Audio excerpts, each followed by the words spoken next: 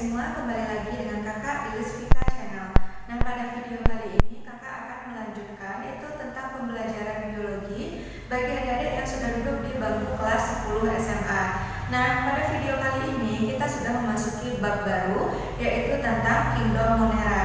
Nah, untuk ruang lingkup dari Kingdom Monera ini cukup luas, namun pada video pertama kali ini, ini kakak akan membagi itu ada 4 poin besar yang akan kita bahas. Nah, di sini kakak sudah sajikan untuk peta konsep atau mind map seputar materi yang akan kita bahas pada video kali ini. Yang pertama, itu kita akan membahas itu tentang pengantar tentang Kingdom Monera ini sendiri. Yang kedua, kita akan membahas bakteri, kemudian klasifikasi bakteri itu ada berapa, dan yang terakhir itu ada Archaebacteria. Nah, jadi untuk bagian pertama dari Kingdom Monera kita akan bahas 4 subbab ini terlebih dahulu. Oke, langsung saja kita masuk ke poin yang pertama ya. Nah, untuk poin yang pertama di sini kita langsung membahas tentang Kingdom Monera. Nah, sebelumnya pada bab sebelumnya di materi awal kelas 10 itu kakak sudah menyampaikan dalam klasifikasi makhluk hidup itu ada tingkatan-tingkatan kehidupan, itu dimulai dari kingdom, kemudian nanti berakhir pada tingkat paling rendah itu disebut dengan istilah spesies. Nah, untuk Kingdom Monera ini sendiri ini merupakan jenis kingdom. Kingdom ini artinya dunia atau kerajaan ya. Ini merupakan kingdom paling sederhana. Kenapa paling sederhana? Karena dia memiliki ciri yang pertama itu prokaryotik. Apa itu prokaryotik? Yaitu makhluk hidup yang dia itu tidak memiliki membran untuk pembungkus bagian selaput inti sel, atau disebut juga dengan dia itu tidak punya pelindung untuk bagian selaput inti atau karyoteka. Nah, jadi dari beberapa kingdom, hanya Kingdom Monera saja yang memiliki sifat prokaryotik. Jadi ini kata kunci untuk Monera. Nah, selain dia bersifat prokaryotik, nah jadi di sini dia ini hanya terdiri atas satu sel saja atau bersel tunggal, sehingga kita sebut dengan istilah uniseluler. Nah, jadi umumnya kalau dia Monera itu dia bersel tunggal atau kita istilahkan dengan uniseluler. Nah, jadi di sini kata kunci yang dapat kita ambil jika membahas Kingdom Monera itu adalah dia itu bersifat prokaryotik. Nah, ini adalah kata kunci untuk Kingdom Monera. Nah, dalam Kingdom Monera ini sendiri nanti kita akan membagi dia itu menjadi 3 subkingdom. Nah, jadi nanti ada 3 subkingdom yang tergabung pada Kingdom Monera ini sendiri. Nah, siapa saja? Nah, yang pertama itu kita akan bahas tentang Archaebacteria. Yang pertama itu ada istilahnya Archaebacteria. Yang kedua itu ada istilahnya Eubacteria, dan yang ketiga itu ada istilahnya Cyanobacteria. Nah, jadi ada 3 subkingdom yang akan kita bahas pada bab Kingdom Monera ini sendiri.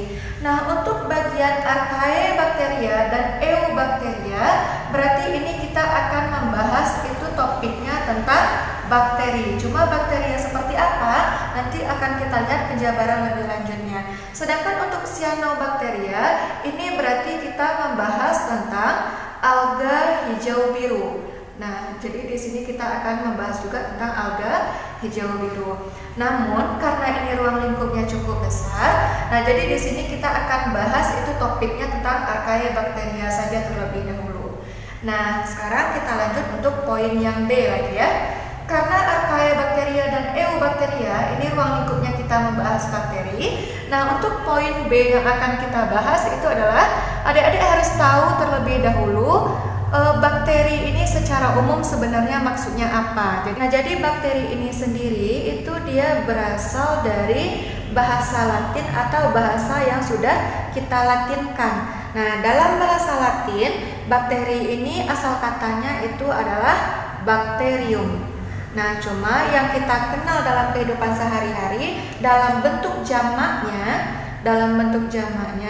nah bakteri ini kita istilahkan juga dengan bakteria. Nah, jadi ini tetap maksudnya itu sama ya. Kalau asal kata itu awalnya berasal dari kata bakterium, setelah dijamakkan dia menjadi bakteria. Nah, baik itu bakterium atau bakteria, ini dapat kita artikan sebagai mikroorganisme. Nah, ini dapat kita artikan sebagai mikroorganisme yang dia itu belum punya selaput pembungkus inti atau bagian membran, atau kita sebut juga dengan mikroorganisme prokaryotik. Nah, karena bakteri ini dia memiliki ciri prokaryotik, nah oleh karena itulah bakteri kita masukkan dalam penggolongan kingdom Monera tadi. Nah, ini kalau dari segi pengertian bakteri. Selanjutnya kita akan menghubungkan dengan pokok bahasan kita yang pertama di biologi, itu mengenai cabang ilmu. Nah, ilmu yang mempelajari tentang ilmu cabang biologi yang mempelajari tentang khusus bakteri ini kita sebut dengan istilah bakteriologi. Jadi pada ilmu bakteriologi ini kita membahas seputar bakteri, baik itu bagaimana proses reproduksinya, cara dia memperoleh makanan, kemudian cara dia menginfeksi inang-inangnya, kemudian bagaimana peranan serta struktur anatomi, morfologi ataupun fisiologi dari bakteri itu sendiri. Itu semuanya kita pelajari dalam cabang ilmu yaitu bakteriologi. Nah, sekarang kita masuk untuk poin yang C, itu bicara tentang klasifikasi bakteri atau pengelompokan bakteri. Nah, jadi di sini secara garis besar pengelompokan bakteri itu terbagi menjadi 5. Yang pertama itu berdasarkan bentuknya, yang kedua berdasarkan alat geraknya, yang ketiga itu berdasarkan bagaimana bakteri itu memperoleh makanan dalam kehidupannya. Kemudian pengelompokan bakteri berdasarkan sumber oksigen yang diperlukan dalam proses respirasi, dan yang terakhir itu adalah pengelompokan bakteri berdasarkan kebutuhannya terhadap oksigen. Nah, langsung saja kita lihat untuk pengelompokan yang pertama ya. Nah, untuk pengelompokan yang pertama ini berdasarkan bentuknya. Nah, jadi di sini adik-adik bisa langsung amati dari gambar yang sudah kakak sajikan. Berdasarkan bentuknya, nah jadi di sini bakteri ini terbagi menjadi 3. Yang pertama itu ada yang disebut dengan bakteri kokus. Nah, kenapa disebut dengan bakteri kokus? Karena bentuk bakteri ini bulat mirip seperti bola. Nah, untuk kokus ini nanti dia terbagi lagi menjadi beberapa bagian. Itu ada mikrokokus atau monokokus, itu jika dia hanya terdiri atas satu bulatan saja. Kemudian ada diplokokus jika dia berganda dua-dua. Kemudian ada tetrakokus jika dia bergandengan 4 dan berbentuk seperti bujur sangkar. Kemudian ada sarkina jika dia bergerombol dan membentuk kubus. Kemudian ada staphylococcus, ini bentuknya bergerombol. Dan yang terakhir itu ada bentuknya seperti streptococcus. Jadi di sini bentuknya itu bergandengan membentuk rantai. Nah, seperti gambar yang sudah kakak sajikan. Kemudian yang kedua itu ada namanya basil atau bacillus. Nah, kalau yang untuk basil ini adalah kelompok bakteri yang bentuknya itu seperti batang atau silinder. Nah, jadi di sini dia terbagi menjadi 2. Ada yang kita sebut dengan diplococcus, di artinya 2, berarti dia bergandengan dua-dua. Kemudian ada streptobacillus. Nah, itu maksudnya adalah jika dia bergandengan membentuk seperti rantai. Nah, seperti gambar yang sudah kakak sajikan. Kemudian untuk yang ketiga, itu dia ada berbentuk seperti spiral atau spirillum. Nah, jadi di sini kenapa dia disebut bentuknya itu seperti spiral? Karena bakteri ini berbentuk seperti lengkungan. Nah, jadi di sini yang berbentuk spiral ini kita bagi menjadi 3. Yang pertama itu ada bentuknya vibrio atau bentuk koma. Jika lengkungannya itu kurang dari setengah lingkaran. Kemudian ada berbentuk seperti spiral jika lengkungannya itu lebih dari setengah lingkaran. Kemudian ada spirocet, nah atau spirochetes ya. Nah, jadi di sini jika lengkungannya itu membentuk struktur yang fleksibel seperti gambar yang sudah kakak sajikan. Nah, inilah pengelompokan bakteri yang pertama berdasarkan bentuknya. Berarti dia dibagi menjadi 3 ya. Itu ada bakteri kokus, basil, dan spiral. Selanjutnya kita masuk untuk klasifikasi bakteri itu berdasarkan alat geraknya. Nah, jadi alat gerak pada bakteri itu kita sebut dengan istilah flagel atau buluh cangkung. Nah, jadi di sini berdasarkan alat geraknya bakteri itu kita bagi menjadi 5. Yang pertama itu ada atrik. A artinya tidak, berarti di sini dia tidak punya flagel. Kemudian yang kedua monotrik. Mono artinya 1, di mana bakteri ini hanya mempunyai 1 flagel saja pada salah satu ujungnya. ketiga itu ada Lophotrix. Nah, di mana untuk bakteri jenis Lophotrix ini dia mempunyai sejumlah flagel pada salah satu ujungnya saja. Kemudian ada Amphitrix, ini dia mempunyai beberapa flagel pada kedua ujungnya. Dan yang terakhir itu ada Peritrix, di mana flagel itu memenuhi seluruh permukaan tubuh dari bakteri. Nah, jadi di sini kakak sudah sajikan gambarnya, adik bisa amati mana yang termasuk pada Atrix, Monoatrix, kemudian Lophotrix, Amphitrix, dan Peritrix. Selanjutnya kita masuk untuk poin yang ketiga ya, pengelompokan yang ketiga, yaitu klasifikasi berdasarkan cara memperoleh makanan ya. Nah, berdasarkan cara memperoleh makanannya, jadi di sini bakteri itu kita bagi menjadi dua ya. Yang pertama itu kita sebutnya dengan bakteri autotrof. Jadi yang pertama itu ada bakteri autotrof. Nah, kalau mendengar kata autotrof ini bukanlah istilah baru lagi bagi adik-adik ya, di mana kalau ada kata autotrof artinya bakteri itu dia dapat membuat makanan sendiri. Nah, lewat apa? Nah, ini nanti dibantu oleh proses fotosintesis. Jadi kalau dia bakteri autotrof artinya bakteri itu dia mampu menghasilkan makanan sendiri dibantu oleh proses fotosintesis. Nah, jadi di sini mana saja yang termasuk kepada bakteri autotrof? Itu ada dua. Berdasarkan cara memperoleh makanannya, yang pertama itu ada kita sebut dengan bakteri fotoautotrof. Dan yang kedua itu ada bakteri chemoautotrof. Nah, berarti di sini perbedaannya itu adalah dari mana bahan untuk kita bisa membuat makanan itu sendiri. Kalau foto ini cahaya, chemo itu artinya zat-zat kimia. Kalau kita bikinkan di sini untuk kesimpulannya, bakteri autotrof itu merupakan bakteri yang dapat membuat makanan sendiri menggunakan energi yang berasal dari cahaya matahari. Berarti di sini energinya itu berasal dari cahaya matahari. Nanti dia akan melangsungkan proses fotosintesis. Nah, ini untuk bakteri yang pertama. Kemudian yang kedua itu ada kelompok chemoautotrof. Nah, jadi di sini bakterinya itu dapat membuat makanan sendiri dia dengan memanfaatkan energi kimia. Jadi di sini dengan memanfaatkan energi kimia. Nah, ini untuk poin yang pertama. Yang kedua, kalau ada autotrof pasti ada yang heterotrof. Jadi yang kedua itu ada namanya bakteri heterotrof. Nah, berarti ini kebalikan dari bakteri autotrof ya. Kalau bakteri autotrof tadi katanya dia mampu menghasilkan makanan sendiri. Kalau heterotrof berarti ini kelompok bakterinya itu tidak mampu untuk menghasilkan makanan sendiri. Nah, jadi di sini dia tidak mampu untuk menghasilkan makanan sendiri. Lalu bagaimana cara dia untuk memperoleh makanan? Nah, jadi di sini kita lihat yang termasuk kepada bakteri heterotrof itu juga ada dua. Yang pertama itu ada namanya bakteri saproba. Jadi yang pertama itu ada istilahnya bakteri saproba. Nah, apa itu bakteri saproba? Ini adalah, atau boleh di sebagian buku juga atau sumber ada juga yang bikin ini adalah pengurai. Nah, ini sama ya. Nah, jadi di sini bakteri saproba atau pengurai ini merupakan bakteri yang memperoleh makanan dengan cara menguraikan.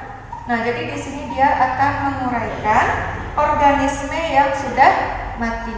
Nah, jadi di sini dia akan menguraikan organisme yang sudah mati. Nah, jadi di sini dia menguraikan organisme yang sudah mati dengan menguraikan bahan-bahan organik yang ada pada organisme itu sendiri. Nah, jadi di sini contohnya itu adalah bakteri yang masuk kepada kelompok dekomposer. Kemudian yang kedua, untuk contoh bakteri heterotrof itu ada yang kita sebut dengan bakteri parasit. Nah, bakteri parasit namanya saja sudah ketahuan ya, parasit. Yang namanya bakteri parasit berarti ini dia mendapatkan makanan dari tubuh organisme lain ya. Artinya di sini dia mengambil makanan dari inangnya. Jadi di sini dia mengambil makanan dari tubuh organisme lain atau dari inangnya atau host pest-nya. Nah, jadi di sini dia parasit, berarti dia merugikan inangnya itu ya. Dia mengambil makanan yang dimiliki oleh inang, sehingga bakteri parasit ini kita kategorikan juga sebagai kelompok bakteri yang patogen. Nah, jadi bakteri parasit itu kita sebut juga dengan istilah bakteri patogen. Nah, selanjutnya kita masuk untuk pengelompokan bakteri yang keempat, yaitu klasifikasi bakteri berdasarkan sumber oksigen yang diperlukan dalam proses respirasi. Nah, jadi di sini berdasarkan sumber oksigen yang diperlukan dalam proses respirasi, bakteri ini kita bagi menjadi dua. Yang pertama itu ada yang kita sebut dengan bakteri aerob. Nah, ini yang pertama itu ada bakteri aerob. Apa itu bakteri aerob? Yaitu bakteri yang menggunakan oksigen bebas dalam proses respirasi. Nah, jadi ini adalah bakteri yang dia itu menggunakan oksigen bebas pada proses respirasi. Respirasi ini sama juga dengan proses pernafasan ya, Adik-adik. Nah, yang salah satu contoh bakteri aerob dalam kehidupan sehari-hari itu ada yang kita sebut dengan bakteri yang tergabung pada siklus nitrogen, yaitu ada Nitrococcus. Nah, jadi contohnya di sini ada Nitrococcus sp. Nah, ini adalah salah satu jenis bakteri yang yaitu memanfaatkan oksigen bebas yang ada di udara untuk kelangsungan proses kehidupannya. Kemudian kalau dia ada bakteri aerob, pasti ada bakteri yang anaerob. Nah, jadi yang kedua itu ada yang kita sebut dengan istilah bakteri anaerob. Nah, ini kebalikan dari bakteri aerob. Kalau bakteri aerob dia menggunakan oksigen bebas, kalau bakteri anaerob, nah jadi di sini dia tidak menggunakan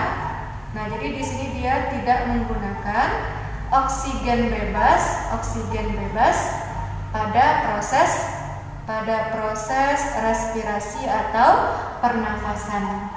Nah, jadi di sini dia tidak menggunakan oksigen bebas.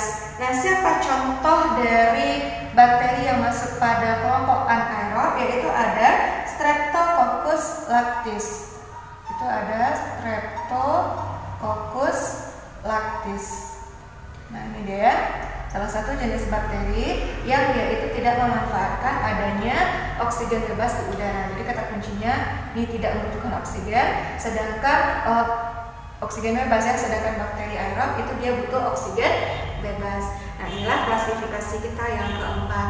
Nah, yang terakhir untuk klasifikasi bakteri yaitu pengelompokan atau klasifikasi bakteri itu berdasarkan kebutuhannya terhadap oksigen. Berdasarkan kebutuhannya terhadap oksigen, nah jadi di sini bakteri kita kelompokkan menjadi 3. Yang pertama itu ada bakteri aerob obligat. Nah, yang pertama itu ada namanya bakteri aerob obligat. Nah, ini untuk poin yang kelima ini pengelompokan atau klasifikasi bakteri berdasarkan kebutuhannya terhadap oksigen ini sangat sering muncul pada soal-soal UTBK, SBM, PTN.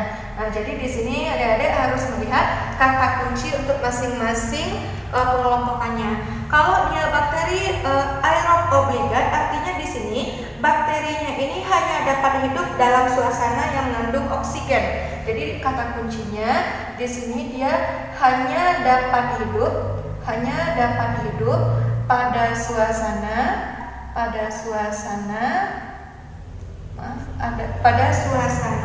yang mengandung oksigen. Berarti kalau tidak ada oksigen, bakteri ini tidak dapat hidup. Nah, salah satu contoh bakteri aerob obligat ini adalah Nitrobacter. Nah, ini ada contohnya itu Nitrobacter sp. Nah, Nitrobacter ini juga berperan dalam proses daun nitrogen dalam kehidupan. Kemudian yang kedua itu ada namanya bakteri anaerob obligat. Ada bakteri anaerob obligat.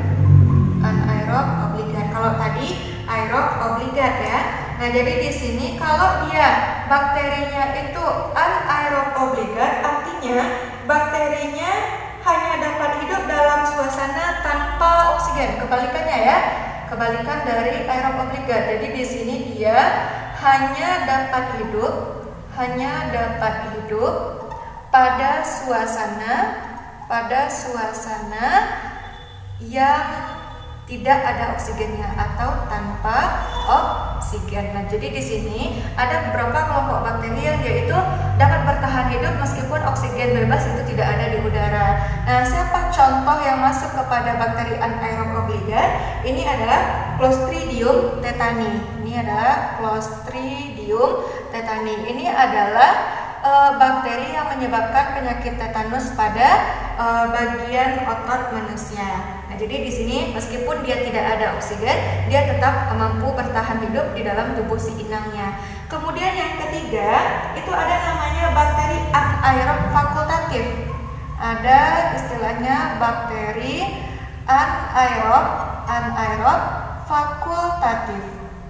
Nah, apalagi ini bakteri anaerob fakultatif. Jadi kalau dia anaerob fakultatif, ini adalah kelompok bakteri yang dia itu dapat hidup dengan adanya oksigen atau tanpa adanya oksigen. Nah, jadi di sini dia itu dapat bertahan hidup pada suasana ada oksigen atau tanpa oksigen. Nah, jadi dari tiga pengelompokan ini, nah satu-satunya yang mampu hidup dengan ada atau tidaknya oksigen itu adalah kelompok bakteri anaerob fakultatif. Nah, contoh bakteri yang masuk kepada anaerob fakultatif ini misalnya adalah Escherichia coli atau kita singkat E. coli yang ada pada bagian usus besar manusia. Berarti kata kuncinya di sini kita garis bawahi, kalau dia aerob obligat di sini hanya mampu hidup pada suasana yang ada O2-nya. Kalau dia anaerob obligat di sini hanya dapat hidup pada tempat yang tidak ada oksigennya.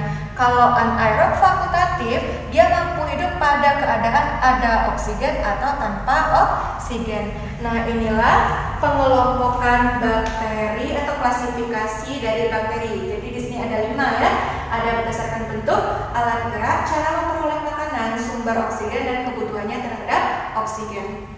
Masuk untuk poin terakhir, untuk bagian kingdom Monera kita akan bahas untuk satu subkingdomnya hari ini, yaitu tentang Archaebacteria. Langsung kita lihat untuk poin yang pertama, kita lihat untuk ciri-ciri Archaebacteria. Ciri Archaebacteria yang pertama itu dia memiliki diameter yang sangat kecil, itu kurang lebih antara 0,1 sampai 15 mikrometer. Kemudian Archaebacteria ini dia mempunyai bentuk yang bervariasi, ada yang berbentuk seperti bulat atau kokus, batang atau bacillus, kemudian ada yang spiral, ada juga yang bentuknya itu sangat tidak beraturan. Kemudian yang ketiga, Archaebacteria ini dia tergolong kepada jenis organisme yang disebut dengan ekstermofil.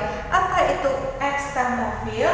Artinya di sini adalah mikroorganismenya itu mampu hidup pada kondisi yang ekstrim. Jadi di sini kelompok Archaebacteria ini mampu hidup pada kondisi yang sangat ekstrim, entah itu pada suhu yang terlalu panas atau terlalu dingin. Kemudian Archaebacteria ini sifatnya non patogen, artinya tidak terlalu berbahaya kepada makhluk hidup lainnya. Selanjutnya, Archaebacteria di sini bagian dinding selnya, biasanya kan bakteri itu dinding selnya ada peptidoglikan, tapi untuk Archaebacteria karena dia merupakan salah satu jenis makhluk hidup yang pertama atau perintis yang pertama kali muncul di muka bumi, jadi di sini untuk bagian dinding selnya tidak ada bagian peptidoglikannya. Kemudian ciri terakhir dari Archaebacteria, pada beberapa gennya itu dia memiliki intron. Nah, apa ini intron? Mungkin ini istilah yang baru bagi adik-adik semua. Jadi intron itu merupakan bagian gen. Nah, jadi ini merupakan bagian gen di mana fungsi dari bagian gen ini bukan sebagai pengkodean, bagian gen yang bukan sebagai pengkodean pada proses sintesis protein. Pengkodean pada proses sintesis protein. Nah, jadi umumnya kalau dia Archaebacteria, bagian gennya itu pasti dia terdiri atas intron. Kata kuncinya di sini dia bukan merupakan pengkodean. Nah, selanjutnya setelah kita mempelajari ciri-ciri, sekarang kita masuk kepada bagaimana cara reproduksi atau perkembangbiakan dari Archaebacteria ini. Nah, jadi kalau di sini kita bahas reproduksi atau cara perkembangbiakan, Archaebacteria dia itu punya dua cara untuk berkembang biak. Yang pertama itu dengan cara membelah diri. Nah, kalau di beberapa buku atau sumber lainnya ada juga yang menyebutkan istilah pembelahan binar. Nah, itu sama saja ya. Kemudian yang kedua, Archaebacteria itu juga melakukan proses reproduksi dengan cara membentuk tunas atau diistilahkan juga dengan fragmentasi. Jadi di sini kalau kita bicara tunas, ternyata tidak hanya tumbuhan yang mampu membentuk tunas untuk melakukan reproduksi, ternyata beberapa hewan perintis lainnya juga mampu melakukan pembentukan tunas guna untuk melakukan penambahan jumlah pada tubuhnya sendiri atau keturunannya sendiri untuk melakukan proses reproduksi. Nah, terakhir yang kita bahas untuk Archaebacteria itu tentang klasifikasi atau pengelompokan dari Archaebacteria ini sendiri. Kalau kita bicara klasifikasi, ini mengacu kepada salah satu ciri dari Archaebacteria, di mana Archaebacteria tadi dikatakan sebagai organisme ekstermofil. Artinya dia mampu hidup pada kondisi yang ekstrim. Nah, jadi di sini berdasarkan habitatnya yang ekstrim, ternyata Archaebacteria itu nanti kita bagi menjadi 3. Langsung kita lihat yang pertama, itu ada yang disebut dengan istilah kelompok bakteri metanogen. Nah, ini gampang adik-adik ingat, kata kuncinya ini ada metan. Berarti kalau metanogen ini merupakan kelompok bakteri yang mampu hidup pada kondisi dengan kadar metan yang tinggi. Nah, di mana saja kadar metan yang tinggi itu dapat kita lihat dari habitat bakterinya, itu berada di bagian lumpur, rawa-rawa, kemudian tempat pembuangan limbah, kemudian tempat pembuangan akhir sampah atau biasanya kita singkat dengan TPA, dan saluran pencernaan. Artinya, tempat yang banyak mengandung gas metan ini adalah tempat-tempat yang agak kotor. Nah, sebenarnya di rumah kita itu kita juga punya yang namanya saluran pembuangan limbah akhir dari kamar mandi kita. Nah, jadi kalau misalnya saluran pembuangan akhir adik-adik yang ada di rumah atau di kamar mandi itu sudah penuh, itu kan nanti baunya akan menguap ya. Nah, itu adalah bau dari gas metan. Jika kita jatuhkan sebatang korek api kepada suatu tempat tersebut, itu akan dapat menyebabkan ledakan yang besar karena gas metan ini dia mudah untuk terbakar. Nah, selanjutnya untuk contoh dari bakteri yang termasuk pada kelompok metanogen ini ada 2 yang sering keluar. Yang pertama itu ada Ruminococcus albus. Ini peranannya untuk pemecah selulosa, artinya dia terdapat pada saluran pencernaan makhluk hidup. Kemudian ada Sucinomonas amylolytica. Ini juga berperan untuk pemecah amilum. Nah, yang 2 ini sangat sering muncul pada soal-soal ujian. Berikutnya kita lihat untuk klasifikasi berikutnya itu ada yang disebut dengan bakteri kelompok halofil. Nah, apa itu halofil? Ini adalah kelompok bakteri yang mampu hidup pada kadar garam yang tinggi. Nah, ini kan berarti kan kondisinya sangat ekstrem ya. Di mana saja itu kadar garamnya yang tinggi, itu dapat kita lihat di mana bakteri halofil itu dapat hidup atau habitatnya itu ada di danau Great Salt dan laut mati. Nah, jadi di sini contoh bakterinya itu ada bakteri Halorubrum dan bakteri Halobacterium. Sebenarnya ini masih banyak contoh lainnya, cuma yang sering keluar ini hanya ada 2. Nah, untuk contoh itu adik-adik juga mudah mengingatnya. Adik-adik cukup ingat kelompok bakterinya kan tadi halofil, ada kata halo. Nah, semua contohnya pasti diikuti dengan kata halo depannya. Berarti di sini kayak ini, Halorubrum, ada kata halo. Kemudian ada Halobacterium. Nah, berikutnya kita masuk untuk klasifikasi Archaebacteria yang ketiga, yaitu adalah kelompok bakteri termoacidofil. Ini adik-adik juga gampang mengingatnya. Di sini ada kata termo, di mana kalau termo ini berarti dia mengacu kepada suhu. Berarti artinya dia mampu hidup pada kondisi suhu yang ekstrim. Maksud dari suhu ekstrim di sini adalah jenis bakteri ini mampu hidup pada kadar yang terlalu panas atau terlalu dingin atau terlalu asam bahkan terlalu basah. Nah, namun di sini yang sering kita bahas itu adalah kelompok bakteri yang dia itu mampu hidup pada kondisi yang sangat panas. Itu berkisaran antara suhunya 60 sampai 100 derajat Celcius dan pH-nya yang asam sekali, yaitu berkisar itu antara pH-nya 2 sampai 4. Nah, untuk contohnya di sini adalah bakteri Sulfolobus dan bakteri TBC. Kenapa kakak masukkan bakteri TBC di sini? Nah, seperti yang adik-adik tahu, bakteri TBC itu disebut juga dengan Mycobacterium tuberculosis, di mana jika misalnya ada seseorang penderita TBC, itu kan seluruh peralatan pribadinya, entah itu alat-alat makan atau penggunaan alat-alat untuk mandi dan yang lainnya, itu kan tidak boleh bersamaan kita gunakan ya. Karena misalnya di sini seorang penderita TBC dia itu minum pada 1 gelas. Nah, kemudian adik-adik ingin menggunakan gelas yang sama dengan penderita TBC tadi. Nah, gelas yang sama tadi meskipun kita cuci atau kita rendam pada air panas yang mendidih dengan suhu 100 derajat Celcius, itu bakterinya tidak akan mati. Karena Mycobacterium tuberculosis, penyebab penyakit TBC ini, dia tergolong kepada kelompok bakteri termoacidofil yang mampu hidup pada kondisi suhu yang sangat ekstrim. Nah, jadi inilah manfaat dari kita mempelajari tentang klasifikasi dari bakteri. Nah, itu untuk materi selanjutnya akan kita lanjutkan kepada pembahasan bakteri atau kingdom Monera part yang kedua ya. Nah, untuk pembelajaran kali ini Kak cukupkan sampai di sini. Sebelum kita tutup pembelajarannya, kita simpulkan terlebih dahulu untuk pembelajaran kita kali ini. Nah, untuk pembelajaran yang sudah kita bahas pada video yang pertama ini, itu yang pertama tentang Monera, di mana kata kunci yang dapat adik-adik ambil untuk Monera ini adalah satu-satunya kingdom yang dia itu prokaryotik, atau dia tidak atau belum punya selaput pembungkus membran inti atau karyoteka. Nah, satu-satunya dia prokaryotik dan umumnya di sini dia bersifat uniselular.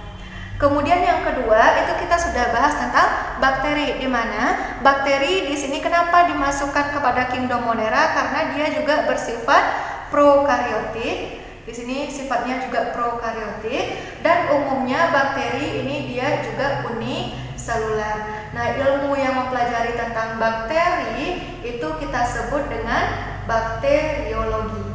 Bakteriologi ya.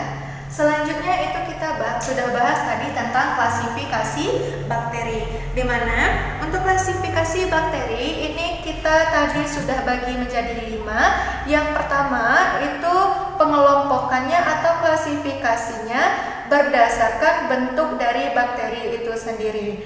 Kemudian yang kedua, klasifikasi yang kedua itu berdasarkan ada atau tidaknya alat gerak atau flagal ya. Kemudian yang ketiga, pengelompokan yang ketiga itu dia berdasarkan cara memperoleh makanan. Nah, jadi di sini berdasarkan cara memperoleh makanan, bakteri itu kita golongkan menjadi 2. Ada yang disebut dengan bakteri autotrof dan bakteri heterotrof. Berikutnya itu ada pengelompokan bakteri berdasarkan sumber oksigennya. Nah, jadi di sini berdasarkan sumber oksigen yang dibutuhkan untuk proses pernafasan atau respirasi, itu bakterinya ada 2, ada bakteri autotrof dan bakteri heterotrof. Untuk sumber oksigen ini ada bakteri aerob, ada bakteri anaerob. Dan yang terakhir, pengelompokan yang terakhir ini adalah pengelompokan atau klasifikasi bakteri berdasarkan kebutuhannya terhadap oksigen itu sendiri, di mana berdasarkan kebutuhan terhadap oksigen bakteri ada 3, ada aerob obligat, anaerob obligat, dan anaerob fakultatif. Kemudian yang terakhir kita sudah bahas tentang Archaebacteria, di mana tadi kita sudah membahas ciri-ciri umum dari Archaebacteria itu apa saja. Salah satunya dia tergolong kepada organisme ekstermofil, di mana mampu bertahan hidup pada kondisi yang sangat ekstrim. Yang kedua, kita sudah membahas tentang bagaimana proses atau cara reproduksi dari Archaebacteria. Dan yang ketiga, tadi kita sudah membahas klasifikasi dari Archaebacteria itu ada 3, ada bakteri metanogen, halofil, dan termoacidofil. Nah, baiklah adik-adik, sekian dulu pembelajaran kita untuk kingdom Monera bagian yang pertama. Semoga pembelajaran kali ini bermanfaat bagi adik-adik semua. tinggalkan pertanyaan di kolom komentar video ya. Nah, kakak tutup untuk pembelajaran hari ini. Assalamualaikum.